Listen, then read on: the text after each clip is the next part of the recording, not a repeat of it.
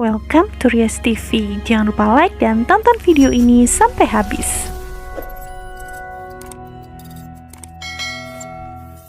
Manda masih panik dan mencari-cari hasil USG di mobilnya Devan sambil mengalihkan perhatiannya Devan. Beruntungnya dia kalau USG itu akhirnya ketemu. Manda nih senyum-senyum sendiri membuat Devan makin curiga ada sesuatu yang sebenarnya sedang Manda sembunyikan darinya. Nara duduk di taman di rumahnya Bu Santi sambil menangis karena ia teringat dengan hasil USG yang ia temukan di mobilnya Devan dan mengira itu adalah hasil USG-nya Manda bersama dengan Devan. Nah, tiba-tiba si Felix ini datang dan menyuruhnya ke kamar. Di kamar, Felix itu ngerjain si Nara. Dia minta ini itu, dan semuanya katakan salah, sehingga si Suster L ini harus mengulangi lagi untuk mencarikan barang yang dia mau. Mereka jalan ke sebuah restoran. Di sana Suster L ini bilang kalau dia membawa vitamin dan juga obat-obatannya Mas Felix, tapi sama si Felix dibuang.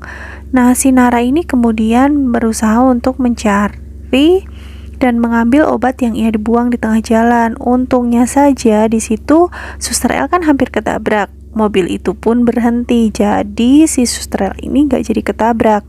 Bukannya ditolongin, tapi malah dimarahin lagi sama si Felix. Selang beberapa waktu nemenin Felix di sana, jam waktunya minum obat. Si Felix tetap gak mau. Akhirnya si Nara ini langsung memaksa Felix pulang karena dia tidak mau minum obat.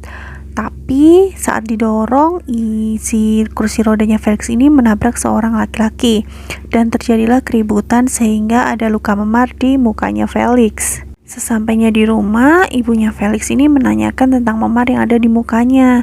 Tapi lagi-lagi si Suster L yang kena marah. Dan mamanya Felix ini juga minta kepada Felix dan semuanya untuk siap-siap karena mau ada fitting baju untuk pernikahannya Devan dan juga Manda. Suster L yang mendengarnya langsung minta diri untuk ke dapur. Devan mengikutinya dan memperbolehkan Suster L untuk pulang. Nah, dalam perjalanan pulang, Suster L ini tiba-tiba melihat Osman. Dia langsung turun dari ojek dan langsung bersembunyi di belakang mobil. Dia melihat Osman ini bersama dengan seorang wanita menuju ke hotel, tapi ia yakin kalau perempuan itu bukanlah Shirley. Si Nara ini lalu mengikuti Osman dari belakang. Nara tetap tidak bisa mengetahui siapa perempuan itu karena perempuan itu memakai jaket dan ditutupi muka serta kepalanya dengan sebuah hoodie dan masker. Karena hampir ketahuan sama si Osman sedang mengikuti, Nara ini cepat-cepat bersembunyi. Dan waktu itulah si perempuan itu ada apa kepada Osman. Nara merasa kalau suara perempuan itu tidak asing baginya. Sampainya di rumah, Nara ini kaget banget karena Emir tidak ada di rumah. Dia mencoba mencari kesana kesini dan ternyata Emir ini lagi dimarahin tetangga karena nyoret-nyoret temboknya. Si Nara ini minta maaf dan tanya kepada Emir kenapa Emir melakukan itu. Nah, si Emir cerita kalau tadi dia melihat ada seorang anak kecil sedang bermain bersama papa dan mamanya. Jadi dia sedih. Untuk mengobati rasa kangennya, Emir gambar papa sama bunda. Tapi kamu salah kalau di sini, Emir, kata si Nara. Emir jangan nakal lagi ya biar gak dimarahin sama orang lain. Emir pun mengangguk mendengar perkataan Nara. Akhirnya Nara memeluk Emir dengan erat. Nara mengingat tentang Resti dan ada halusinasi kalau Resti itu datang di hadapannya. Nara memeluknya dengan sangat erat. Tak berselang lama, Nara tersadar kalau ternyata yang dipeluknya itu adalah Bayu. Ia langsung melepaskannya dan menyuruh Bayu untuk duduk. Nah, waktu itu Bayu mengatakan kalau ia sudah dapat pekerjaan dari Osman sebagai supirnya si Shirley. Nara terlihat kaget dan bimbang. Ia meminta Bayu untuk berhati-hati dan juga mempelajari sifat dari Osman dan Shirley serta seluk-beluk rumah mereka. Bayu berjanji akan membantu Nara untuk menuntaskan semua itu dan agar si Nara ini terbebas dari segala tuduhan Osman dan Shirley. Nara pun tersenyum sangat manis membuat akhirnya si Bayu ini jadi kegeeran. Jangan-jangan si Nara ini sedang kasih kode ke aku, katanya.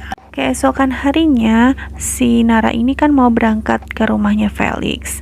Tapi Tapi si Emir ini tidak mau ditinggal, ia minta ikut. Jadi si Nara ini memakaikan jaket dan hoodie ke kepala Emir, kemudian datang ke rumahnya Bu Sinta. Si Nara ini bilang kepada Emir, pokoknya semua orang di rumah ini manggil tante itu Suster El. Jadi kamu harus panggil tante Mama El. Dan juga ingat nama kamu Daru ya, kata si Nara.